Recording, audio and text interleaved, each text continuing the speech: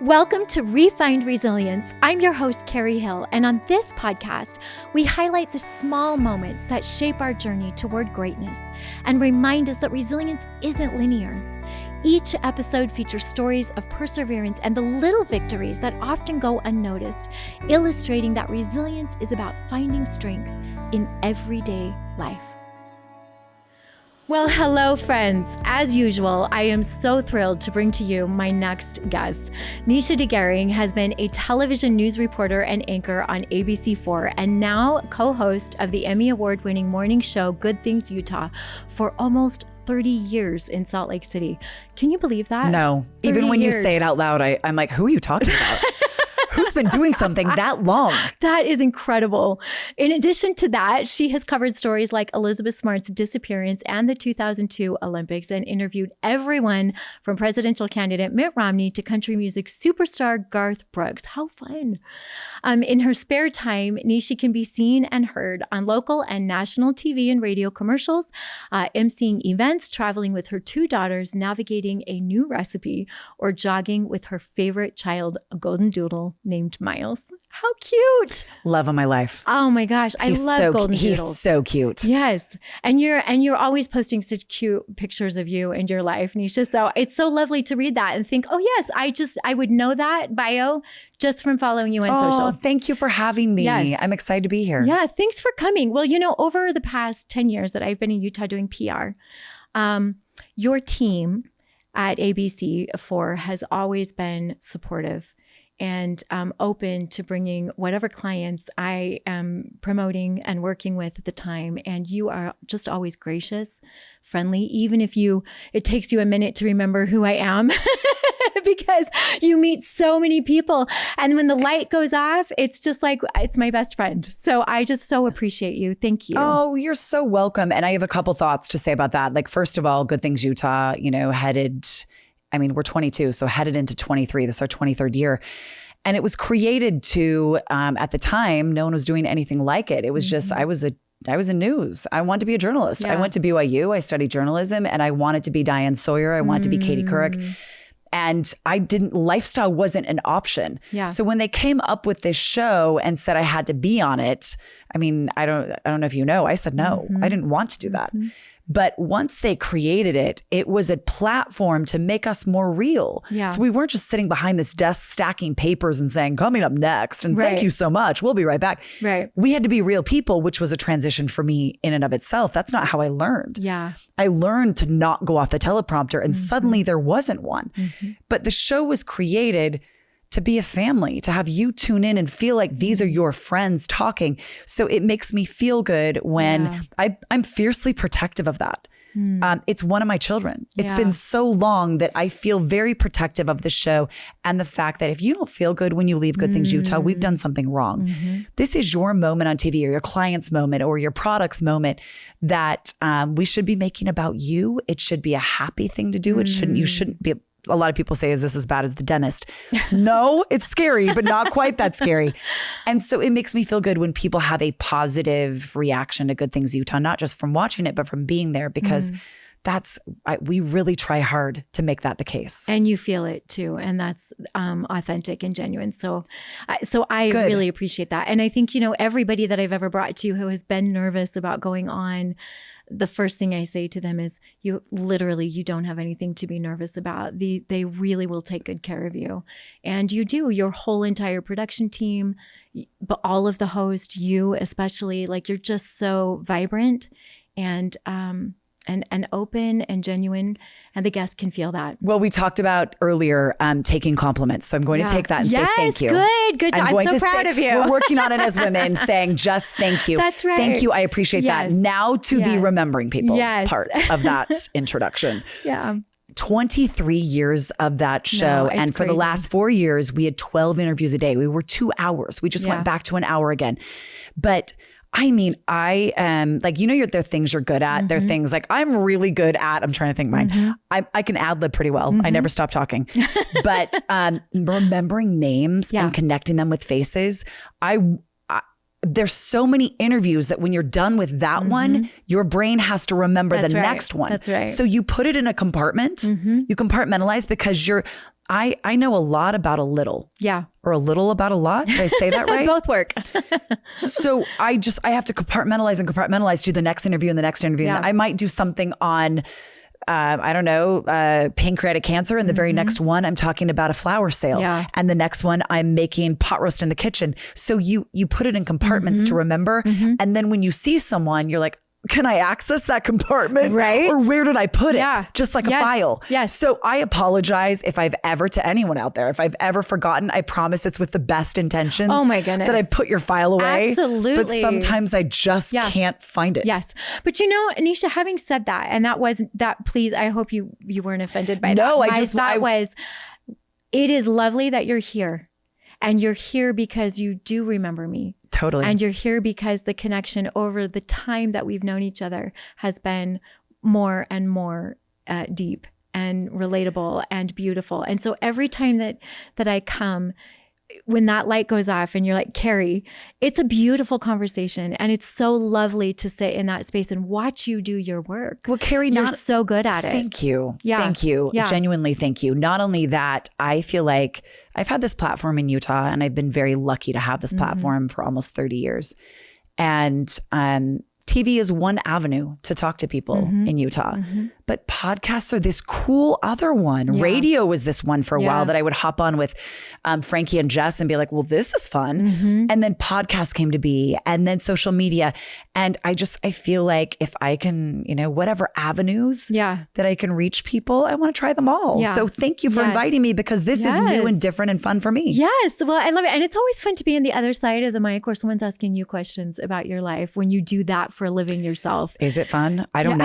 I ask the questions. Like I do it. So it's always like, all right, here I go. I'm going to get asked the questions today. It's so exciting. Well, and you touched on something initially in your conversation about your journey with ABC4 and moving from that place of, this is what I trained for. This is what I expected to be doing. Yeah. This is what my passion is. And my goal was this thing to be this incredible anchor. And you mentioned amazing women. And if you are of my generation, your generation, these are women that are highly respected people in news and journalism. And they worked incredibly hard to be those people.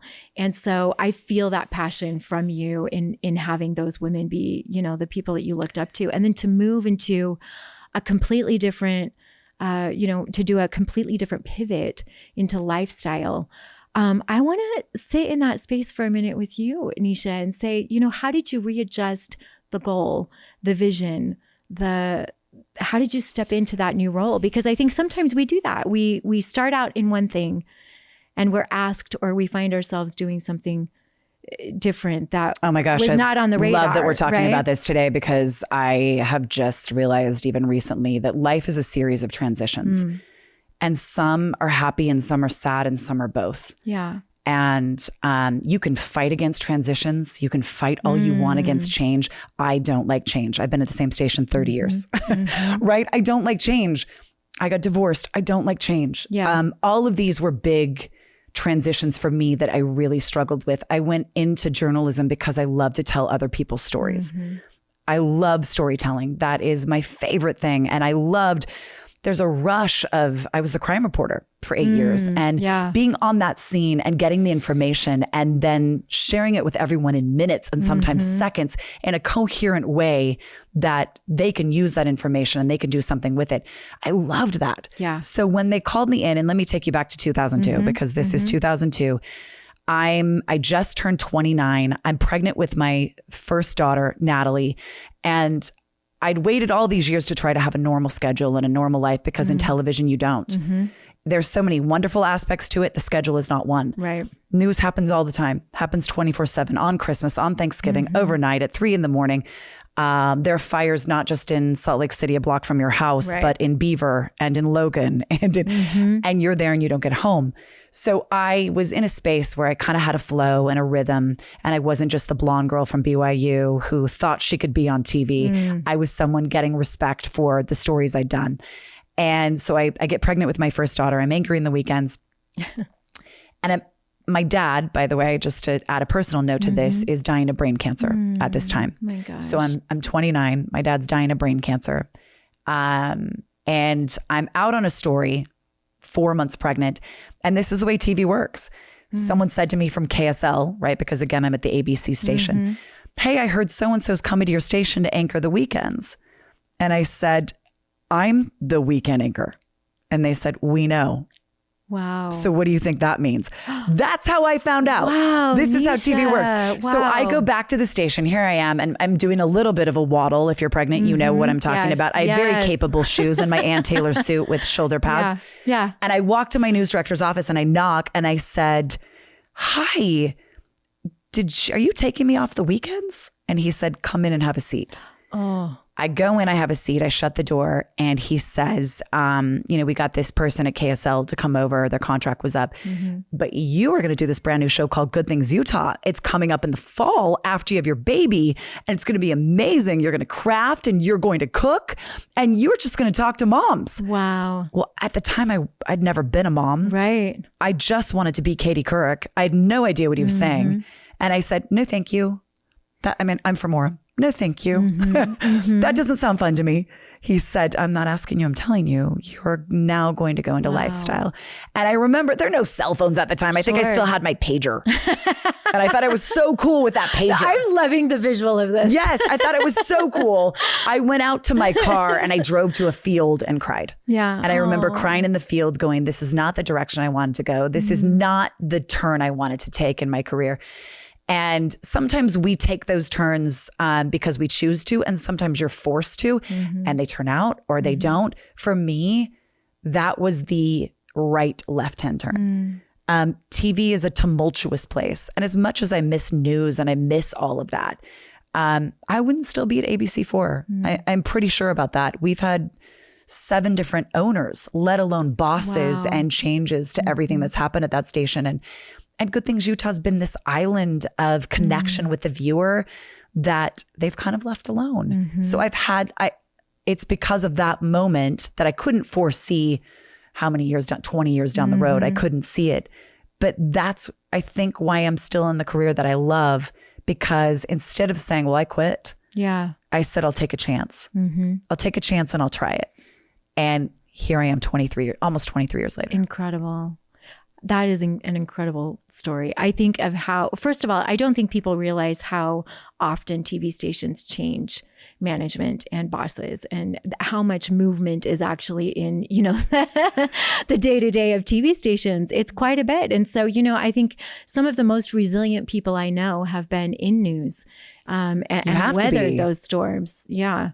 So when you find yourself in this position, and how beautiful that 23 years later, here you are, and you are a staple. You are a staple in people's homes. You're a staple for publicists. You're a staple for guests. You have a lot of repeat people that are on as experts, and really beautiful, powerful people with incredible messages. And it's become a conduit for goodness. I agree. In our community. I think so many people, obviously back then they were like, the news is hard to watch. And being a news reporter, I was like, well, knowledge is power. That's always how I felt. Well, don't you want to know what's going on in your community? But I think now, even with social media and so many, the internet, which wasn't even a thing when I started. That's how old I am. I've seen like light speed changes in 30 years in television. In so many businesses, that's the same, but especially television. We were the only game in town when I started. Now there are a million games at all times. There's one in your pocket. Your phone is in your pocket, right? There's so many places to get your information. But back then and now, people want the good. Okay, so that's great. That happened. This happened. That's sad. The headline's sad. What else is happening that's good in my community? And suddenly here was this little show that was all about that. And as much as, the first little bit, because I was trying to be taken seriously as a journalist, we're making duct tape bracelets. Who likes these? Who does this? And I rolled my eyes, those first couple of years, because if you remember 2002, 3, 4, 5, we were crafty. Oh, for sure. We were a crafty state. We scrapbooked, we had stickers. We made everything, and I'm doing all these interviews, and there was a happiness and a lightness to it that people gravitated to right from the beginning. It was an escape. Not that news, in my opinion, isn't necessary, but the good is just as necessary. Agreed. And when you live in a state like this one, that there's so much good, there's not enough time in a 30-minute newscast to share that with you. So suddenly we had an hour to really dig into the incredible things happening in our state.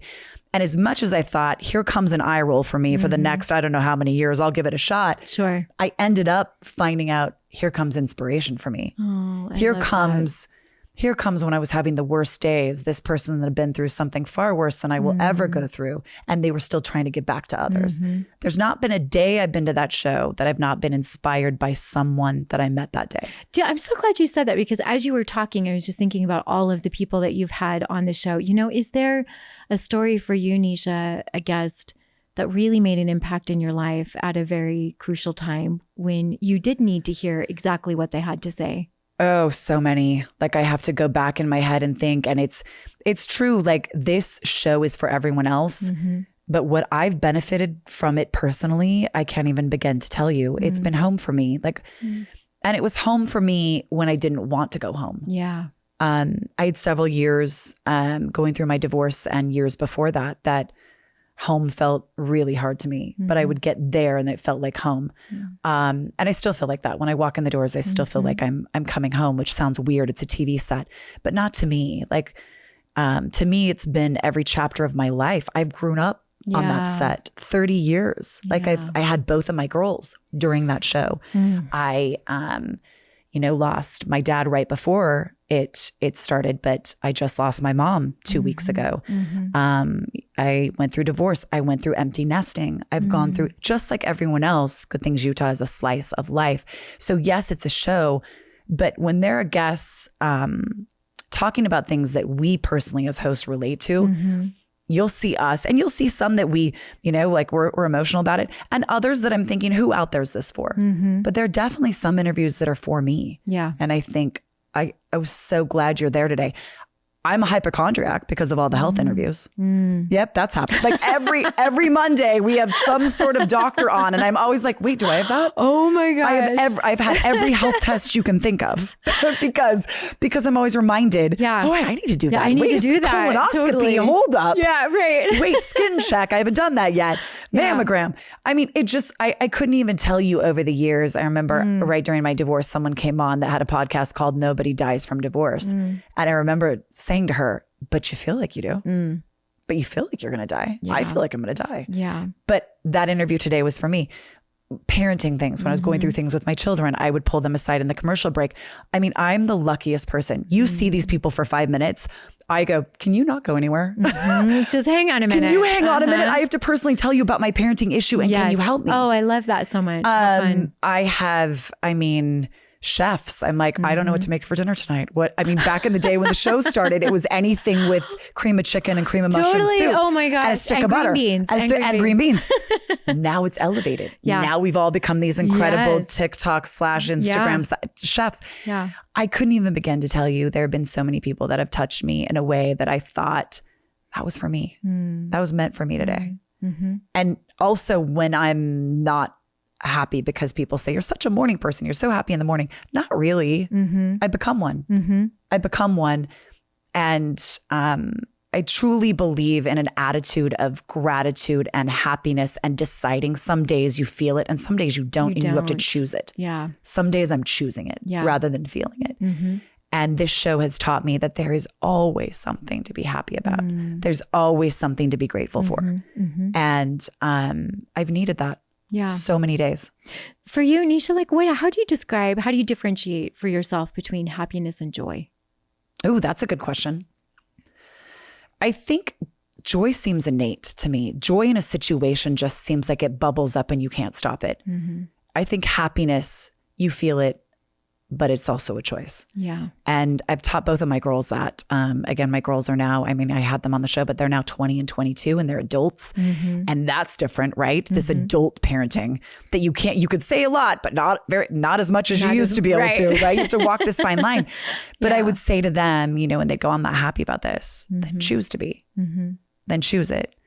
And I don't know, for me, joy has been innate. And And I don't think you know joy without sad. I don't think you know happy without the antithesis of it. I agree. You can't be happy. The girls would go, I hate to put Christmas away. I want it to be Christmas every day. Christmas wouldn't have that effect if it was every day. You have to have both. Yeah. And in my life, just like everyone out there watching and listening, I've had both. Do you know, I'm so grateful that you shared that, because I feel like joy for me is my baseline. I'm a really joyful person by nature. Yeah, I feel that about you. And the same for you. And I think really genuinely joyful people there's a light about them that other people see, that you're a magnet for people. They want what you have in that basic, space. And you think, I don't know that I'm different than you. And you don't know that because it just lives in you. It's organic to who you are. I would also call it, can I use another word for it? A connector. Yes. There are connectors out there, and there are connectors in your world. And some people are automatically those, and some people work on it. And I would say at the beginning of Good Things Utah that I wasn't a connector. I was very in my head about how do I do the best interview? I think that came from my news years in my 20s. How do I look like I know what I'm doing? Right. I want to be taken seriously, and I want to do a good interview. Yeah. And I was so worried about how I looked in that interview, or even anything, how I look at that party, how I look at that family gathering. How do I look? What do I sound like? That I lost the true meaning of connection, which is caring about the other person first, which is people don't remember how you looked or what you said. They remember how you made them feel. You've heard that. And it's so true. Yeah. It's what you're describing when you come to the show, I think. But I had to learn that. I wasn't innately that. Right. And I think anyone can become a connector, have that joy like you're talking about that just emanates from you. But it's all about stop worrying about how much you're talking and listen. I love listen to what they're saying. Look at them and be present. Yes. Just be present. Stop worrying about who else is walking in the door that you're going to see or need to be seen by, or the picture you have to take to post on social media for this event. I didn't even do it if I don't post it. Right. And just be present. But I think, and that's what I meant. And I'm glad you said that, because that's what I meant when I said, when the light goes off for you and you remember a face, it's because you have been present with them before. And so Mary Crafts was here a little while ago, and she said that. She goes, when I was networking and I was in business and I would go to events and I would be talking to you, but I'd be looking out of the corner over your shoulder to see who the next person is that I wanted to talk to elevate whatever it is that I needed to elevate. Maybe she needs catering. Maybe she, needs XYZ. And she said, when I realized that I was talking over somebody's shoulder, thinking about somebody else, but I was missing the opportunity to see the one that was right in front of me, I decided I was never going to do that again. And she said it completely has changed her life by being fully present with a singular person. And so I think that resonated with me. There's power. There's real power in that connection one-on-one. And if you do that, I get it. Like we all have been where we just have a million things on our mind. But if you start feeling just like, what is happening? Like I'm just not connecting with anyone in my life. That's why you're not present. Yeah. And we use that word that's so thrown around in 2025. Be present. What does that mean? Yeah, I was just going to ask you that. What does that mean to you? What does that mean? I remember Jennifer Aniston saying earlier this year, and you have to deal with my pop culture references because I'm a huge pop culture person, and we talk about it on the show. I'm right there, girl. We talk about it on the show a lot. She said, our brains were never meant to take in as much information as we are in 2025. Like your phone, you've got your phone, you have your iPad, then you're watching TV, and then you're watching TikTok. You're on your watch, you got all the things. No wonder we can't be present and can't focus. Yeah. And when I see myself spiraling outside of that, those are the things I take away first. Those are the things I put down. Those are the things I stop doing and I connect. Yeah. I may reach outer to people. How are you? How have you been? Hi, I need a friend. Like and so if you feel like that's tough for you, for me, like Jennifer Aniston, I'm in good company. She puts those down. Yeah. Too much information. Your brain can't process. Yes. Yeah. And I think when you're talking about parenting also, how does that translate to parenting, to be present for our kids? Because, when you are in, Anisha, when you're in entertainment, people always want you. There's always somebody who needs to talk to you, wants to pitch you something, wants to do something with you, wants to invite you to their event, wants to see what you're into, and sometimes I think I've done that with myself. I'm on the phone and when it's time for my children, sometimes they've been the ones that have gotten the least amount of me being present because I'm being present for other people.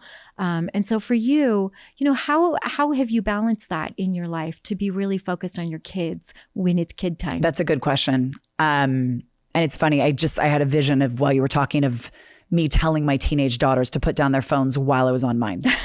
Well, we've all done that. Put those down. And I'm like, I just have to make one more call while you put them down. That's right. While you put those down. So, the question as an interviewer that every celebrity gets asked, especially if they're female, and I think it's not fair, you should ask the men too. How do you balance work and motherhood and being present? And I think my answer to that is I don't. A lot of days I'm not good at it. Yeah. And I thought that was so refreshing when someone said the same to me, that I said, that's how I feel. I don't want to give you a fake answer of I balance it beautifully. No, sure. And here's how. Yeah. I think that every day, when Good Things Utah started, so I had my daughter, started doing that show.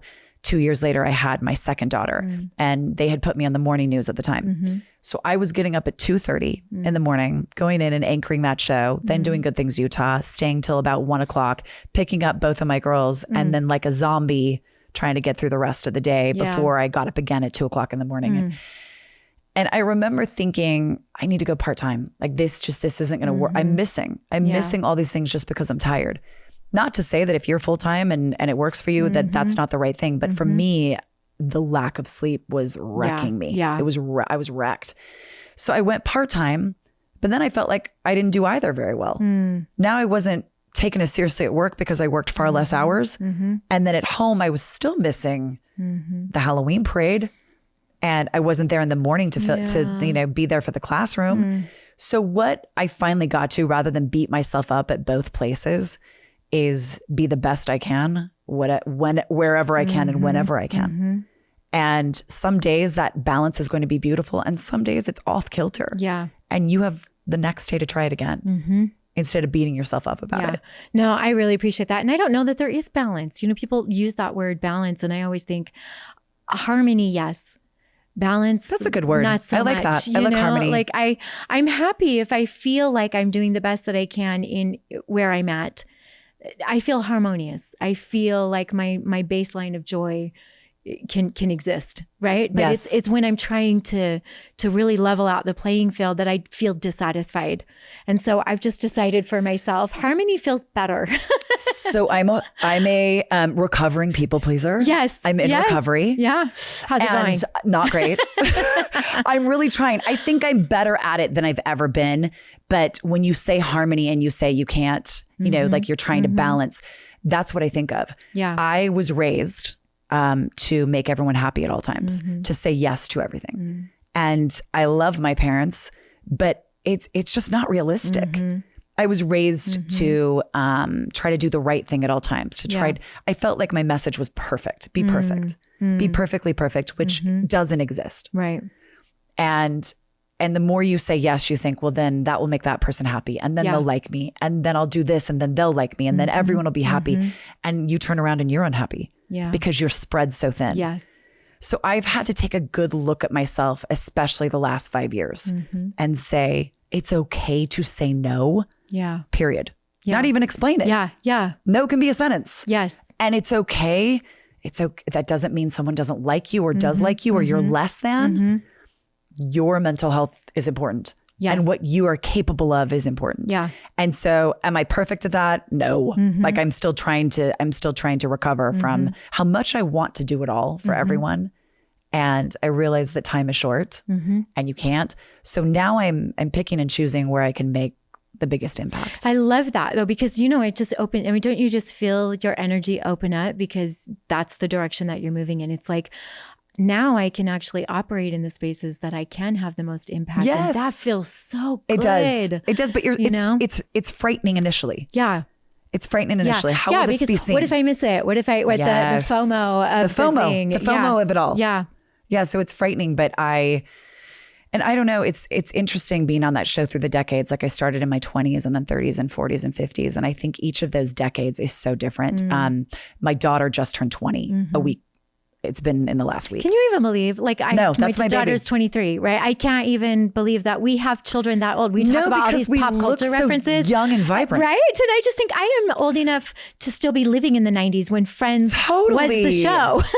She said to me, how do I have this kid? Do I look, it was like the night of her birthday. Yeah. Do I look more mature to you today?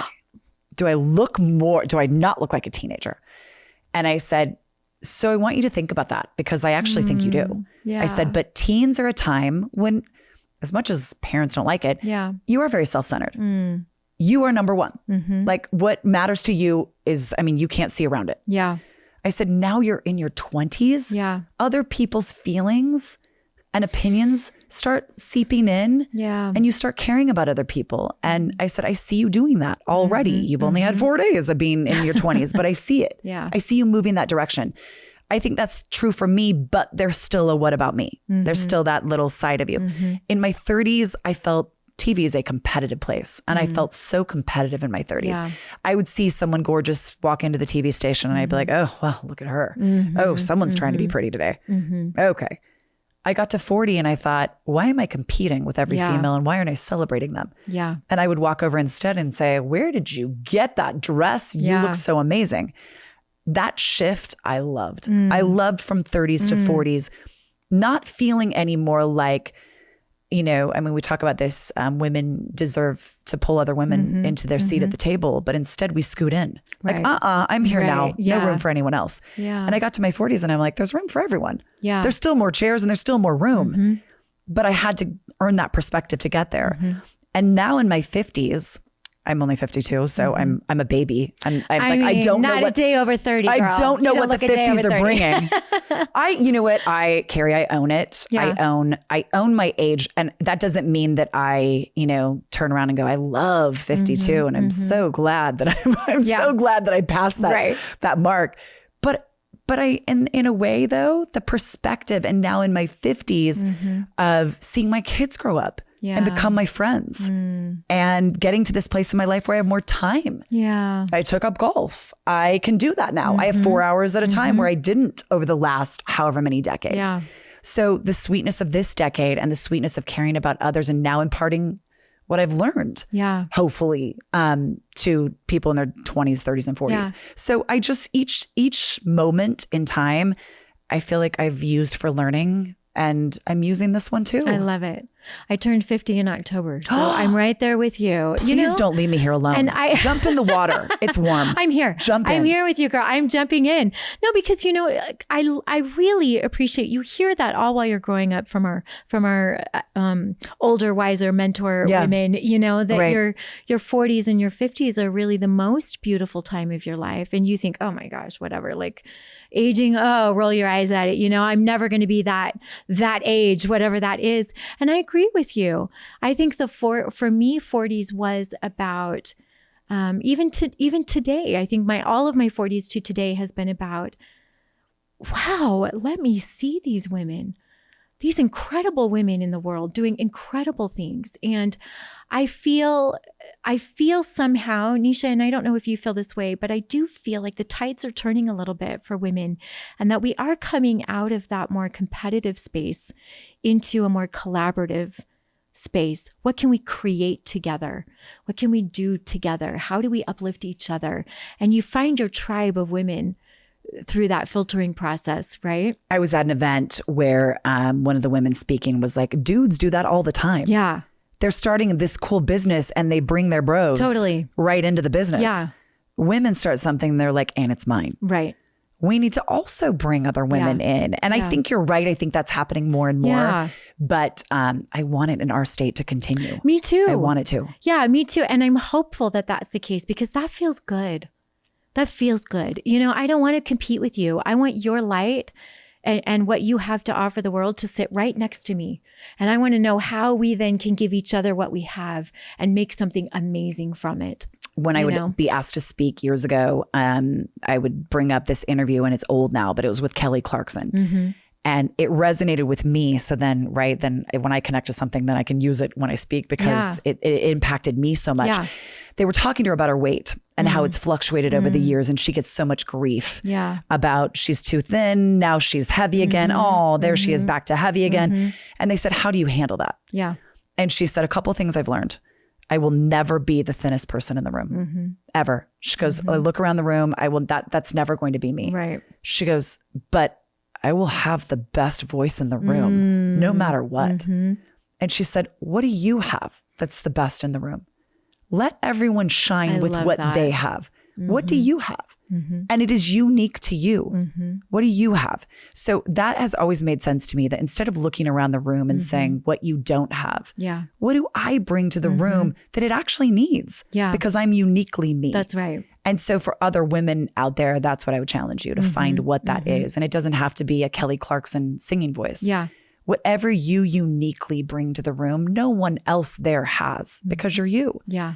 And once I saw that, when social media started, and again, I'm on Good Things Utah when all these things are happening. It's so funny. We initially were like, this is a drop in the bucket. It's not going to stick around. Facebook, who calls something that? That won't be here in a few years. What happened to MySpace? We're just going to keep being on TV because that's all there is. That's right. That's all. Right. So we didn't get on it till like a couple of years in. But suddenly there was this instant feedback that I'd never had before.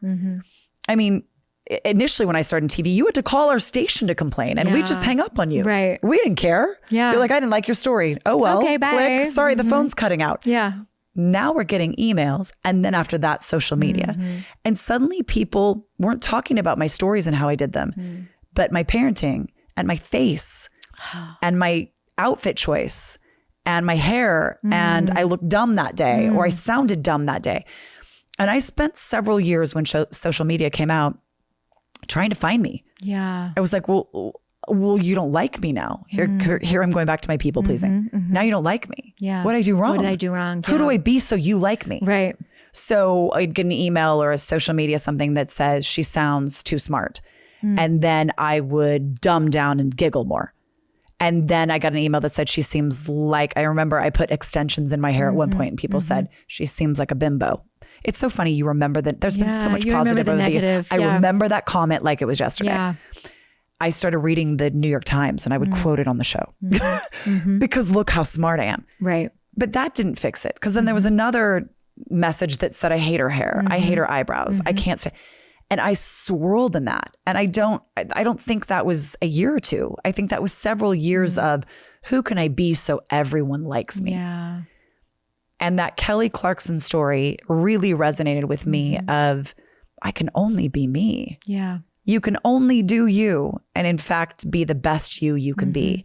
And if people don't like you, that's okay. Yeah. That's okay. And for someone in the public eye for decades, that was a concept that was hard for me to understand. It took me some time.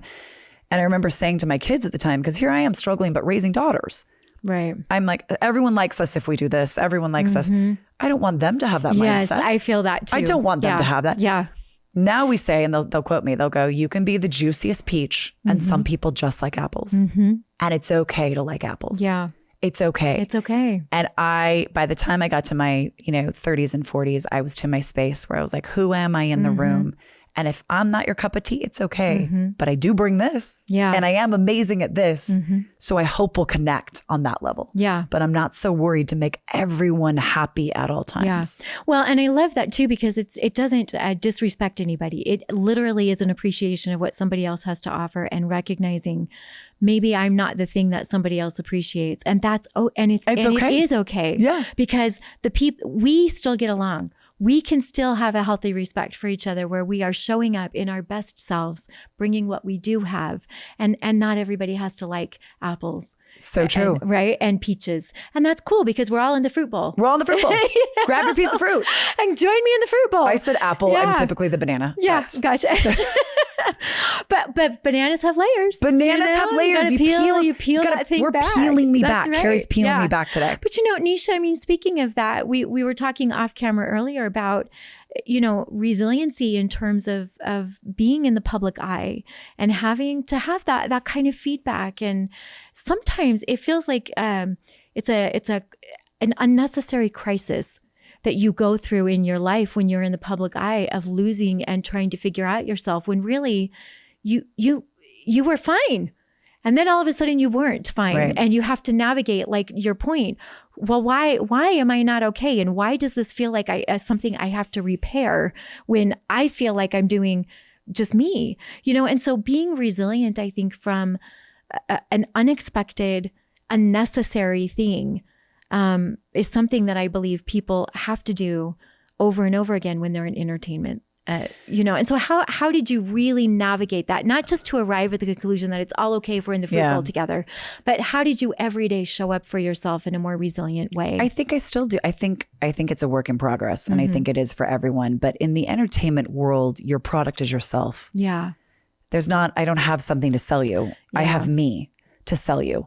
And so you being the product, it gets convoluted in what you think of me, because if you're not interested in me, then do I have viewers? Do I have people watching? Yeah. That's tied to my career. Right. If you're a singer, same thing, right? It's tied to your career. So I think aging on camera, I think, gaining weight, losing weight, going through divorce, not going, all those things you think, how are they impacting my product? And you can chase that your entire life. Yeah. You can chase that and you can fight it. Yeah. And I found peace, not always, because again, perfectly perfect doesn't exist. Right. And we all have egos and self-esteem and it rises and falls. But I found peace in the fact that everyone's not going to like you. You're not everyone's cup of tea, but I like me now. And that's, I think, part of the problem is everyone's opinion meant so much because I didn't know how I felt about me. I appreciate so that. I weighed insight. on everyone else. And if you didn't like me, well, then who am I? I like me. Yeah. So it's okay how you feel about me. What do you like about yourself the most? That's a good question. Yeah. You know what? I think that I'm stronger than I thought I was. I've learned that about myself, especially in the last 10 years.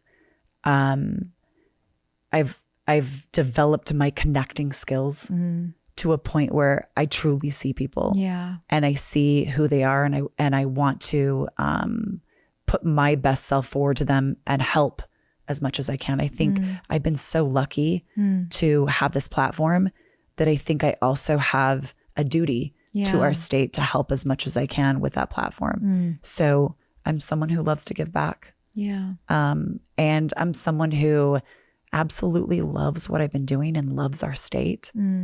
And I don't know, I've grown a lot on this show. If you watch Good Things Utah in 2002, this is a different Nicea in 2025. Yeah. What have you learned the most about yourself, Nicea, in this space? I mean, you've hit some pretty important bullet points about yourself, but like, what, as you've evolved, what has been the thing that you've learned about yourself that really is going to carry you into the next chapter? Yeah.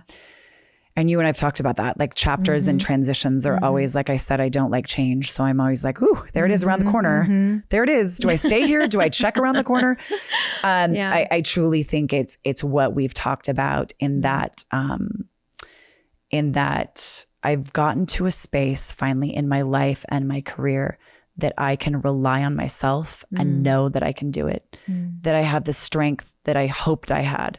It's there. I've been through situations and I've been in places that it was tested, and I can rely on myself. I am resilient, and I know whatever that next chapter holds, I can do it. Yeah.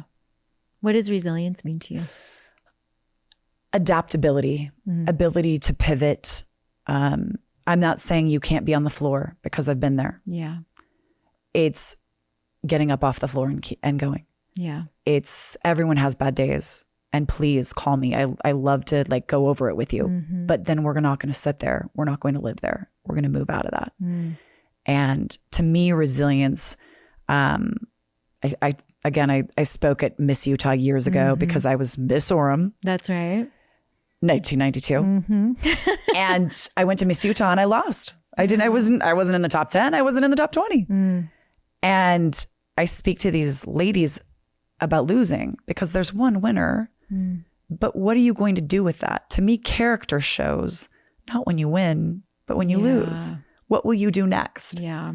And I've had amazing opportunities in my life, and I've also had really rough spots.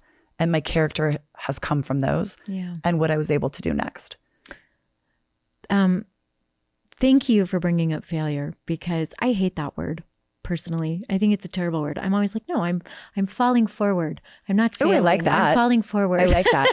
You know? I say that because I hate that word too. I'm afraid of it. Yeah, same. I'm afraid of that word. But I don't know that I'm becoming much less afraid of that word. It's like the worst thing that can happen for me is that it doesn't work. Oh, well. Okay. You know, like pivot. Like life goes on, right? It does. The life goes on. You know, and you said earlier, you know, I realize life is short, and you've had some experiences. You just mentioned, you know, that you've lost your mom just like really within the last 2 weeks.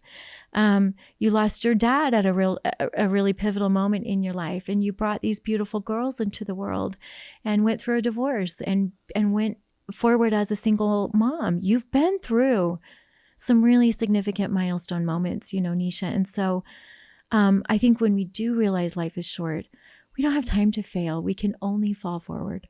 I think fall forward is such a great way to say that. Yeah. My marriage, I couldn't take the failure of it. It was very hard for me. Yeah. I feel like this is something, you know, that you build for me for 24 years. Mm-hmm. And to accept that I couldn't fix it or change it, that I couldn't please enough to make it okay, was a very hard realization for me. And so when you say fall forward, that's a much softer and nicer way that at that time I just couldn't see. Yeah. I felt like somehow I had failed, not just the marriage, but my girls, that I couldn't hold it together for them. And so many moments in life, so many people feel that way. And you did catch me 2 weeks after my mom passed. That was such a huge force in my life. And so I'm very introspective right now. Yeah. I'm very introspective. I'm very things that, you know, we think means so much. Like losing her, and these moments, I wish you don't wish them on anyone, but there's so much growth in these moments. I don't wish loss on anyone, but it puts life into this perspective that maybe you need, that maybe I needed. And she was such an important force in my life that again, all those little things go by the wayside. Yeah. What did you learn the most from your mom? Oh, Carrie, this person always had a lesson. You didn't see her without some sort of lesson that she shared or imparted. I mean, anything from keep your shoulders back to those shorts are too short to please be kind. My mom, when my dad passed away 23 years ago, wanted to start spending her life doing service. And so some people donate to the food bank. My mom would not take canned goods. She would make, because those aren't good for you. She would make homemade bread and homemade meals. Wow. And take those to the food bank. I don't know if they accept those now. Yeah. She didn't care.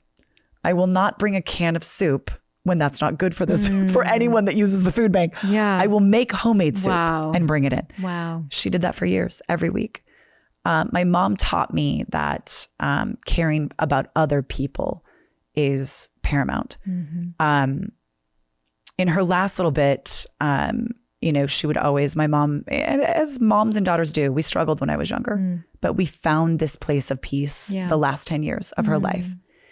And she never ended or started a moment with me on the phone or in person without saying, I love you. And a friend texted me when she passed away and said, grief is love with nowhere to go. And I feel that. Yeah. I feel all this love for this mom of mine that I've had my entire life. And it seems surreal that she's gone and I have nowhere to put this love. But my mom would say, and her lesson would be if she were here, to unconditionally give it to other people. And that is her greatest lesson. My mom unconditionally loved. That was not easy for her. That was learned in the last 10 years of her life. Wow. But I watched her gain that and I want to be the same. She sounds like someone I would have liked to have known. You would. Yeah. And she was sassy till the very end. Yeah. She was sassy till the very, very end. I said to her 2 weeks or 3 weeks before she passed, she had some people there, they were meeting, and they said, well, how old are you, Joanne? And she said, I'm 88. I'm going to be 89 in April. Wow. I think she knew she would never, she wasn't getting to April. I think she knew. Yeah. But they said, well, how old were your parents? Because everyone tries to figure out how old you're going to be, how long you're going to live. Right. Well, her dad was 104. Wow. And her mom was 99, my grandparents. Wow. So to be funny, which, I'm always striving to be, I said, with that kind of longevity, I just can't do it. I started smoking several packs a day, Mom. I was going to tell you. And she didn't say anything. Yeah. And I said, Mom, can you not hear me? Right. I said, I started smoking several packs a day. And she said, I heard you. I'm ignoring you.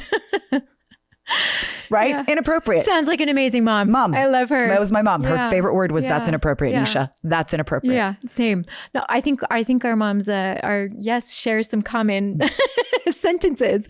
So I heard that frequently in my house too. That's inappropriate. Yep. Yeah. Yeah. So I miss her. I think everyone out there who's lost someone, that they're in my mom's with my dad. Yeah. That's where she wanted to be. She's in a better place. Yeah. But the missing. Oh gosh. The missing is what is so hard. Do you know, it's you join a club that you never knew you'd be a part of. You knew at some point you didn't expect to feel the way that you do when you come into the club. Right.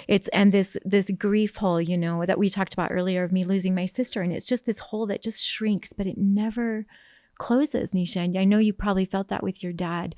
There's just always this little space that no matter what you do, it's just open for that person, Paul Rudd said, and here's my pop culture references, everyone, I'm so sorry. Rudd. I love him. Why is he not aging?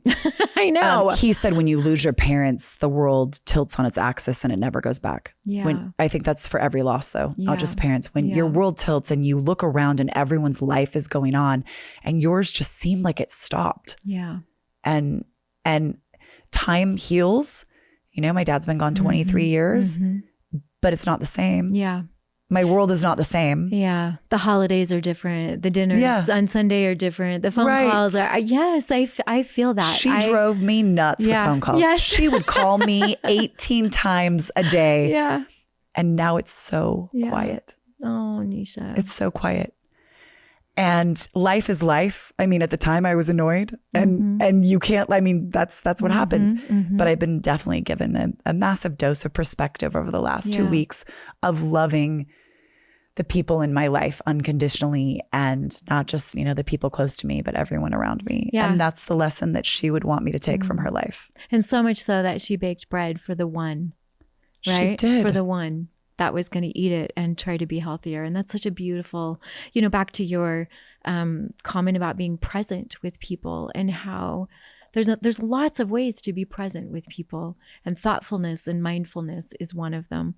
When you're not sitting across from them, are you still thinking about them? Do you take them with you? Are you thinking about how to elevate their life and make them better or serve them somehow? And I love, it sounds very much like your mom was that mindful person. And I appreciate that. Well, and by the way, going back to, when I talked about who am I and self-esteem and ego and all of that, the minute you do what you're just talking about, that goes away. Totally. That automatically is gone. Totally. My mom, whenever there was an issue in my life, I remember coming home and I was like, oh, so-and-so was mean to me and I'm in a bad mood at school and they were horrible and they're teasing me. And she would go paint the fence. Yeah. What? Yeah. Get out of yourself. What? Right? Yeah. That was my mom's answer to any sort of issue. Be kind and do something for someone else. And as a kid, I hated that. Just listen to me. Be mad with me. Right. Just let me be me. So my kids, I try to do a little bit of both. Yeah. I try to listen and let's all go there. But now, the easiest and the fastest way to get out of worrying about yourself is to care about someone else. Yeah. Well, and taking that into kind of single mom space, Nisha, because I got divorced since living in Utah, so I've been here 10 years, and you were somebody that was prominent, that was a role model for me, and I know for many, many other people, just visually on a daily basis, seeing you, and obviously in the work that I do, but I really looked to women who had had that experience from a distance to learn how I could better navigate mine. And so thank you for being a good example of strength and resilience for other women who are going through divorce and find themselves as a single parent. And so I would love to hear, now that I have the opportunity, what would you say to other women that are navigating, feeling that kind of loss and grief over a marriage, facing single parenting and really being single right now? What would you share with them about navigating that? Oh, it seems so daunting. I remember at the time it was like day 2, and I, talked earlier about being on the floor. Mm-hmm. I was on the floor a lot of days after the show. Mm-hmm. Like I would smile in one place and then I would get home and collapse. Mm. And I remember Reagan did the show with me, one of my best friend, and she said 2 years. And I said, what'd you say? Did you say 2 days? Did you say 2 weeks? Could you repeat that, please? Right. And she said 2 years. Yeah. And I thought, how on earth can I do 2 years? I can't do today. Yeah. How on earth? And you do it hour by hour, and you do it moment by moment.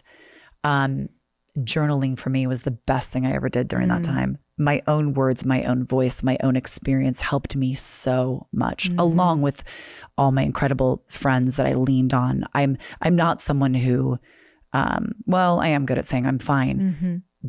But I also am like, and can we have lunch? And can we have dinner? And can I make you dinner? Yes. And that was so important. Yeah. Your support groups are so important. Yeah. Doing it on your own, don't be a hero. Yeah. Don't be a hero. You're not gaining anything from saying, I've got this, when so many people want to help you. And I let them. Yeah. I let people help me. But my own words and journaling and looking back on how far I'd come from what Nicea said and what happened in my world. Those journals aren't for anyone else. Yeah. They're just for me. Yeah. They're for me to see what I'd been through, to gain resilience and to watch my strength build. And it took 2 years. And you put one foot in front of the other and it's a week. And then suddenly it's a month and suddenly it's 6 months. Yeah. And I remember last summer, we had dinner with some friends and it was 5 years. And I haven't cried about that in the longest time. And we toasted and I started crying. And I said, to you can do it. Yeah. Cheers to you can do it. You can do hard things. I didn't think I could.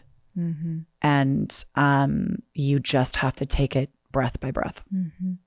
And I think you find out who you are by going through it. That's the only way. That's the only way you find out. I love that you said, my own voice was so helpful. It was a staple in your own therapy, right? Your own voice. No, and I went to, believe me, I love therapy. I went to therapist after therapist, and I have one in particular that I love so much. I read books. I love to highlight things. I like to highlight so I can go back and skim and scan. But my journal, I used to carry it with me like a security blanket. Yeah. Like the words in there. Sometimes I think when you go through tough things, you're so in shock, you forget. It's like having a horrible diagnosis at the doctor. You kind of you have to have someone with you to remember what they said. Yeah. I don't think I remember 6 months of that. Oh, I don't. That. Yeah. I was in shock.